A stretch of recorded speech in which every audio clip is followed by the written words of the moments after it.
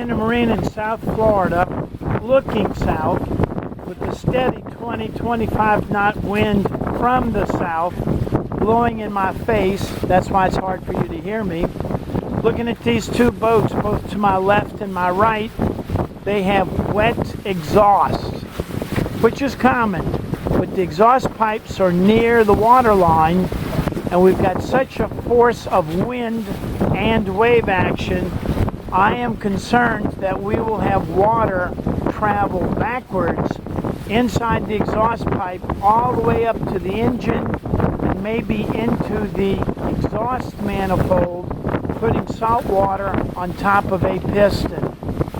So my thought here, do what you want to, but my thought here is to A, turn the boat around, B, jump overboard and shove a Nerf football inside the exhaust pipe, or C, next time you get the boat where you can do some maintenance on it, buy a big rubber flapper, which is just like a check valve to keep the water from running backwards inside of the exhaust pipe. By the way, this is only 20-25 knot wind. If a boat was on a trailer, on an 18-wheel trailer doing 70 miles an hour on the interstate, you would have the same effect with a water lift muffler.